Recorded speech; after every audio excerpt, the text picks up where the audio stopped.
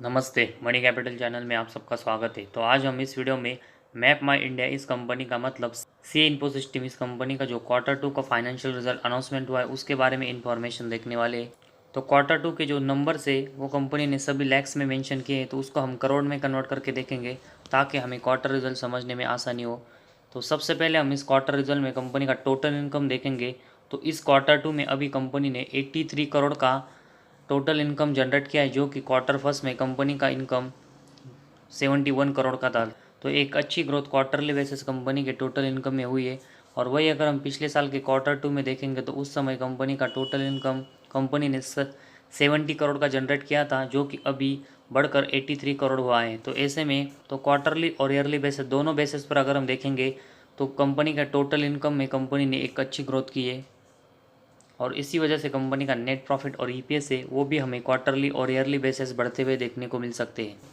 तो कंपनी का total income में से हम कंपनी के जो एक्सपेंस है और साथ ही में जो टोटल टैक्सेस है उनको यहाँ पर कट करके देखेंगे तो कंपनी का नेट प्रॉफिट हमें देखने को मिलता है। और कंपनी का प्रॉफिट फॉर द पीरियड मतलब नेट प्रॉफिट अगर हम इस Q2 में देखेंगे तो कंपनी ने ये 25 करोड़ का जनरेट किया है, जो कि क्वार्टर फर्स्ट में कंपनी ने इसको 24 यहाँ पर जनरेट किया था। तो 24 करोड़ से कंपनी का नेट प्रॉफिट बढ़कर 25 करोड़ का इस Q2 में हुआ है।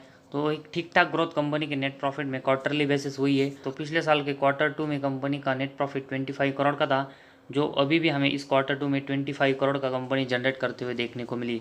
तो इस Q2 में और पिछले साल के Q2 में दोनों में एग्जैक्टली कंपनी का नेट प्रॉफिट है वो हमें सेम ही 25 करोड़ का देखने को मिला है। तो ओवरऑल कंपनी का नेट प्रॉफिट देखेंगे तो क्वार्टरली बेसिस हमें इसमें एक छोटी सी ग्रोथ देखने को मिली और ईयर और एवरेज में कंपनी का नेट प्रॉफिट उतना ही देखने को मिला है। तो ठीक ठाक कंपनी का नेट प्रॉफिट यहाँ पर देखने को मिला, ना ही हमें इसमें ज़्यादा ग्रोथ देखने को मिली, ना ही इसमें ज़्यादा यहाँ पर हमें डाउनफॉल देखने को मिला है। तो ठीक ठाक कंपनी ने अपना नेट प्रॉफिट जनरेट किया है। इसके बाद अर्निंग पर शेयर के बारे में हम इंफॉर्मेशन देखते हैं। तो अभी Q2 में कंपनी ने 4.73 का ईपीएस जनरेट किया है, जो कि क्वार्टर फर्स्ट में कंपनी ने ये ईपीएस 4.54 का यहाँ पर जनरेट किया था। तो क्वार्टरली बेसिस भी अगर हम देखेंगे तो कंपनी का ईपीएस है उसमें भी हमें ठीक ठाक ही ग्रोथ देखने को मिली है। और वही अगर हम पिछले साल के Q2 में देखेंगे तो उस समय कंपनी का ईपीएस है वो 4.77 था, जो कि अभी थोड़ा सा ये गिरकर 4.73 के आसपास देखने को मिला है। तो ईयर और ईयर बेस अगर हम देखेंगे तो पिछले साल के Q2 के कंपेरेटिवली अभी Q2 में कंपनी का जो ईपीएस है उसमें भी हमें एक बहुत ही छोटी गिरावट देखने को मिली, या फिर हम कह सकते कि लगभग उतना ईपीएस यहाँ पर कंपनी ने इस Q2 में भी जनरेट किया है।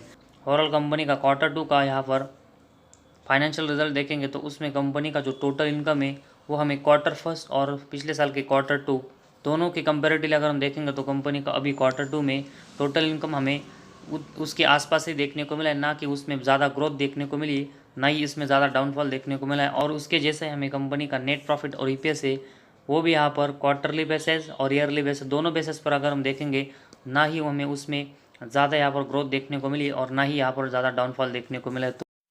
तो पिछले साल के Q2 के कंपेरेटिवली अगर हम देखेंगे तो इस Q2 में कंपनी का जो परफॉर्मेंस है वो उतना ही और सेम ही देखने को मिला है। उसकी वजह से हमें शेयर के परफॉर्मेंस में ज़्यादा मोमेंटम आते हुए देखने को नहीं मिलेगा, लेकिन क्वार्टरली बेसिस कंपनी का जो शेयर है उसमें भी हमें जो परफॉर्मेंस है वो भी इतना ही ज़्यादा यहाँ पर ग्रोथ करते हुए देखने को नहीं मिला है। तो इसी वजह से कंपनी का जो शेयर है वो भी हमें इस Q2 का जो रिजल्ट है उसके तरह ही फ्लैट ही रहते हुए देखने को मिल सकता है। तो इस वीडियो में बस इतना ही। अगर आपको हमारे वीडियो पसंद आया तो इस चैनल को ज़रूर सब्सक्राइब कीजिए।